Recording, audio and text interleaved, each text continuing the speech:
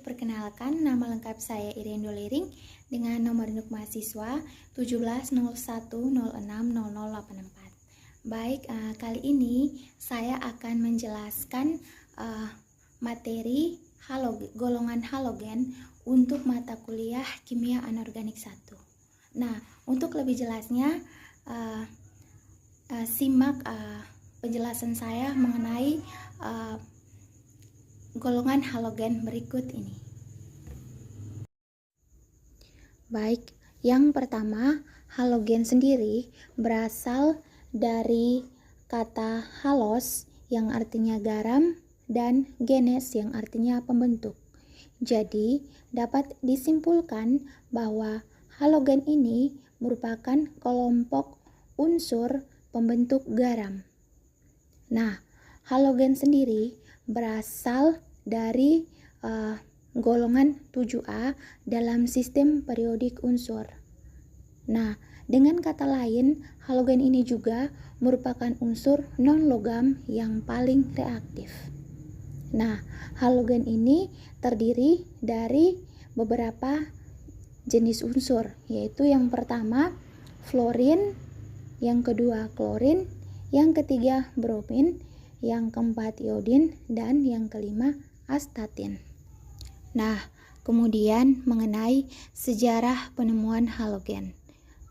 Nah, untuk beberapa unsur halogen, yaitu yang pertama fluor. Nah, fluor ditemukan dalam fluorspar oleh Swandart pada tahun 1670 dan baru pada tahun 1886 Mason berhasil mengisolasinya. Nah, kemudian untuk klor ini ditemukan oleh Scheele pada tahun 1774 dan dinamai oleh Davy pada tahun 1810. Nah, yang berikutnya yaitu bromin. Nah, bromin ini ditemukan oleh Ballard pada tahun 1826. Nah, yang berikutnya yaitu iodium. Iodium ini ditemukan oleh Courtois pada tahun 1811. Nah, dan yang terakhir astatin. Astatin ini dibuat oleh Dr. Corson, Kr. Mackenzie, dan H. Gray pada tahun 1940. Nah, untuk sejarah penemuan halogen ini sudah dijelaskan beberapa atau masing-masing jenis unsur halogen. Nah, kemudian ada juga sifat-sifat halogen. Nah, sifat-sifat halogen ini ada 3, yaitu yang pertama, sifat-sifat halogen dilihat dari titik didih. Nah, di sini berdasarkan sifat-sifat halogen untuk titik didih ada 4, yaitu yang pertama, jari-jari atom unsur halogen bertambah dari fluorin sampai astatin. Yang kedua, panjang ikatan dalam molekul halogen atau diatomik meningkat. Sedangkan yang ketiga, besar gaya London semakin meningkat dengan bertambahnya panjang ikatan. Dan yang terakhir, titik didih dan titik leleh dari fluorin sampai iodin bertambah besar. Kemudian kita masuk kepada sifat-sifat dari halogen yang berikutnya, yaitu sifat-sifat halogen yang dilihat dari kereaktifannya. Nah, di sini berdasarkan kereaktifannya, yaitu yang pertama, jari-jari atom unsur halogen bertambah dari fluorin sampai astatin. Kemudian yang berikutnya, gaya tarik inti terhadap penerimaan atau afinitas elektron semakin lemah. Yang ketiga, afinitas elektron unsur-unsur halogen semakin kecil dari fluorin sampai astatin. Dan yang terakhir, kereaktifan unsur-unsur halogen dari fluorin sampai astatin ini berkurang. Jadi seperti itu. Jadi berdasarkan sifat-sifat ini kita dapat lihat bahwa sifat-sifatnya ini kalau dilihat dari kereaktifan ini semakin berkurang. bukan bertambah. Kemudian yang berikutnya adalah sifat-sifat halogen dilihat dari kelarutannya.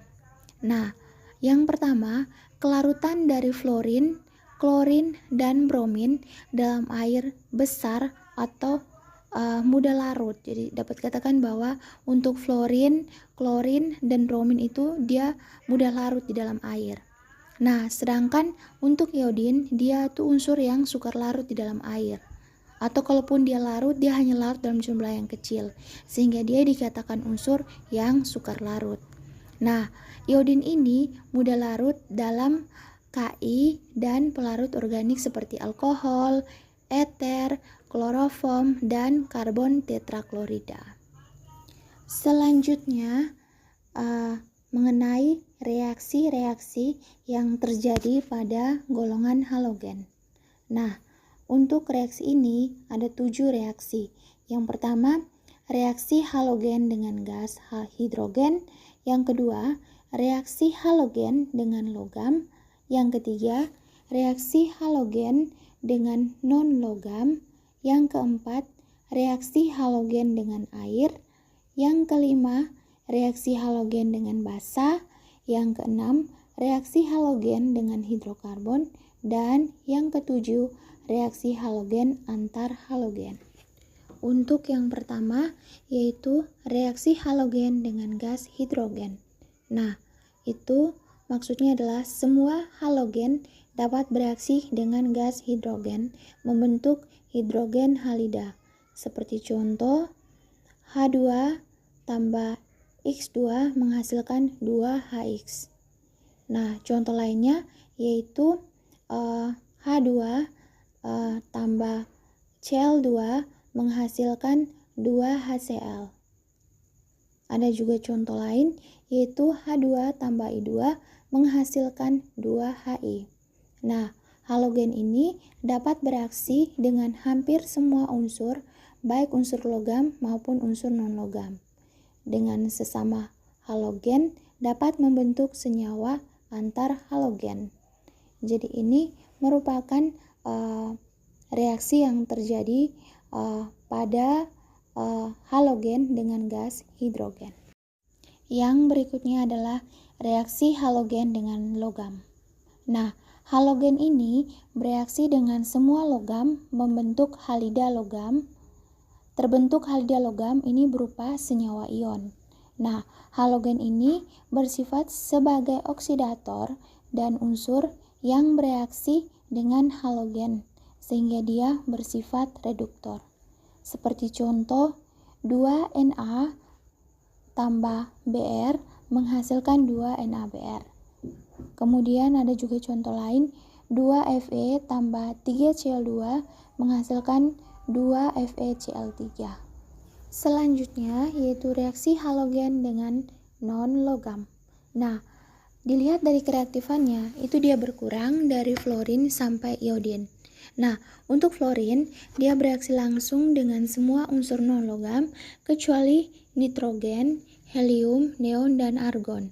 Seperti contoh, C tambah 2F2 menghasilkan CF4. Nah, adapun contoh lain yaitu Xe tambah 2F2 menghasilkan XeF4. Nah, fluorin ini dapat juga bereaksi dengan kaca, kuarsa, dan silika. Nah, seperti contoh reaksi berikut yaitu SiO2 dalam wujud solid, kemudian dia berikatan dengan 2F2 dalam wujud gas sehingga menghasilkan SiF4 dalam wujud solid berikatan dengan O2 dalam wujud gas. Masih penjelasan yang sama mengenai reaksi halogen dengan non-logam, yaitu klorin dan bromin ini tidak dapat bereaksi langsung dengan gas mulia, karbon, nitrogen, dan oksigen. Nah, untuk iodin sendiri tidak bisa bereaksi dengan unsur-unsur tersebut, tetapi dapat bereaksi langsung dengan fosfat. Seperti P4 berikatan dengan 6I2 menghasilkan 4PI3. Nah, halogen ini membentuk senyawa baru dengan nama halida. Selanjutnya yaitu reaksi halogen dengan air. Nah, semua halogen untuk reaksi di dalam air itu, semua halogen ini dapat larut di dalam air. Nah, untuk unsur halogen yang dapat mengoksidasi air adalah fluorin dan klorin, namun dia berlangsung lambat.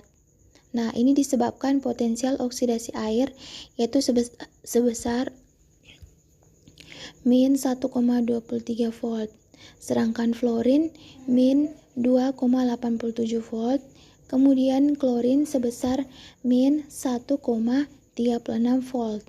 Nah, fluorin ini di dalam air memiliki jumlah elektrode standar sel itu berbeda-beda, mulai dari plus 2,67, ada yang negatif 1,23, ada yang positif 1,64, sesuai dengan reaksinya masing-masing. Masih dalam reaksi yang sama, yaitu reaksi halogen dengan air. Nah, untuk reaksi ini, untuk reaksinya ini, untuk unsur klorin dalam air, reaksinya seperti yang tertera, yaitu 2Cl2. Jika berikatan dengan 4 elektron, maka menghasilkan 4 sel min. Nah, ini elektrode standar selnya itu sebesar positif 1,36 volt. Dia berbeda dengan 2H2O, dia menghasilkan 4H+, berikatan dengan O2, berikatan dengan 4 elektron min. Itu di elektron standarnya itu juga berbeda, yaitu sebesar min 1,23. Begitu halnya pun mengenai reaksi yang berikutnya, memiliki elektrode standar selnya juga berbeda. Kemudian yang berikutnya yaitu reaksi halogen dengan basa dan juga reaksi halogen dengan hidrokarbon. Nah, untuk yang pertama yaitu reaksi halogen dengan basa.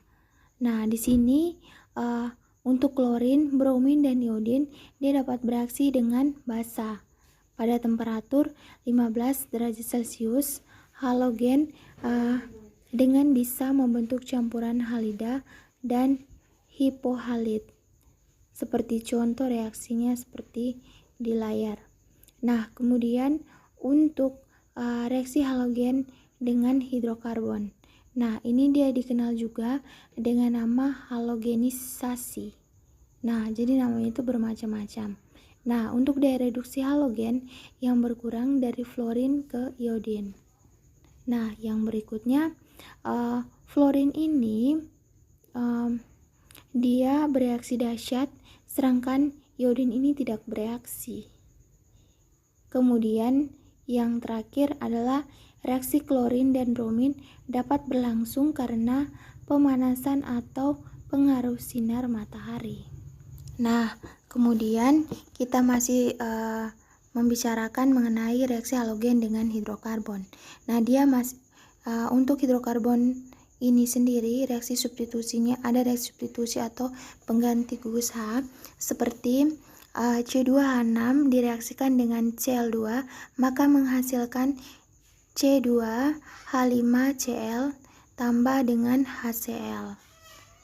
Nah, selain reaksi substitusi ada juga reaksi adisi atau pemecahan ikatan rangkap seperti contoh reaksi C2H4 berikatan dengan Br2 maka dia menghasilkan C2H4Br2. Nah, kemudian untuk reaksi halogen antar halogen ini disebut juga dengan istilah reaksi pendesakan. Nah, kenapa disebut reaksi pendesakan? Karena reaksi terjadi jika halogen yang terletak lebih atas dalam keadaan diatomik mampu mendesak ion halogen dari garamnya yang terletak di bawahnya.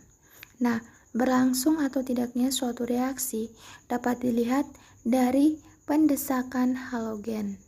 Seperti contoh, F2 dia berikatan dengan 2 KCl, maka dia akan menghasilkan 2 KF tambah Cl2.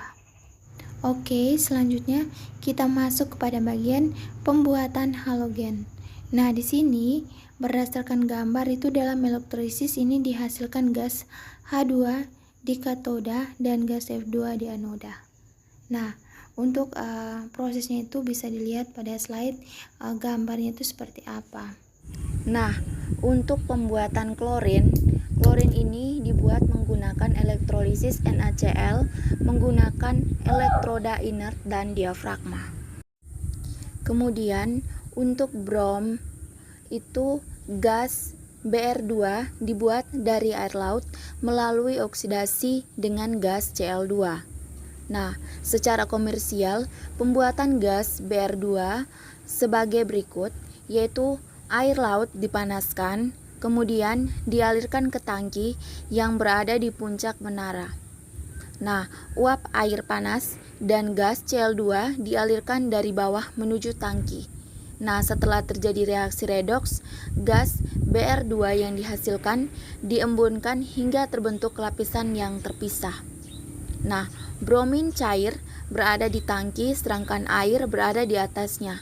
Selanjutnya, bromin dimurnikan melalui distilasi. Nah, untuk reaksi yang terjadi yaitu Cl2 berikatan dengan 2Br2 menghasilkan Br2 berikatan dengan 2Cl. Kemudian yang berikutnya yaitu pembuatan iodin. Nah, gas iodin diproduksi dari air laut melalui oksidasi ion iodida dengan oksidator gas Cl2. Nah, iodin ini juga dapat diproduksi dari natrium iodat melalui reduksi ion iodat oleh NaHSO3. Dan iodin ini yang didapat disaring dan dimurnikan. Nah, untuk reaksi yang terjadi dapat dilihat pada slide. Yang terakhir mengenai kegunaan dari halogen. Nah, di sini ada beberapa jenis halogen. Nah, untuk mulai dari yang pertama, fluorin. Nah, biasanya seperti unsur CClF2 atau freon 12 ini digunakan sebagai zat pendingin pada lemari es dan AC. Nah, untuk unsur atau senyawa Na2SiF6 bila dicampurkan dengan pasta gigi akan berfungsi untuk menguatkan gigi. Kemudian teflon itu adalah bahan plastik tahan panas. Kemudian asam fluorida itu digunakan untuk mengukir atau mensketsa kaca karena dapat bereaksi dengan kaca. Sementara untuk klor itu biasanya unsur yang terbentuk yaitu NaCl ini digunakan sebagai garam dapur, KCl digunakan untuk pupuk, NH4Cl itu digunakan sebagai elektrolit pengisi batu baterai. Ada juga NaClO itu digunakan sebagai blacking agent yaitu pengoksidasi zat warna. Nah, ada pula kaporit itu digunakan sebagai disinfektan pada air. Ada juga ZnCl itu sebagai bahan pematri atau solder. Kemudian ada kloroform. Ini digunakan sebagai pelarut dan obat bius pada pembedahan. Nah, untuk yang berikutnya yaitu unsur brom atau bromin, itu biasanya senyawa yang terbentuk adalah NaBr itu sebagai obat penenang saraf. Kemudian ada AgBr itu untuk film fotografi, ada CH3Br sebagai bahan campuran saat pemadam kebakaran, ada C2H4Br2 itu ditambahkan pada bensin agar timbal dalam bensin tidak mengendap karena diubah menjadi PbBr2. Nah, untuk iodin ini di dalam alkohol digunakan sebagai antiseptik luka agar tidak terkena infeksi. Nah, untuk KiO3 sebagai bahan tambahan yodium dalam garam dapur. Nah, ada juga NaI ini bila ditambahkan pada garam dapur dapat digunakan untuk mengurangi kekurangan yodium yang akan menyebabkan penyakit gondok. Selanjutnya ada iodoform itu sebagai disinfektan untuk mengobati borok.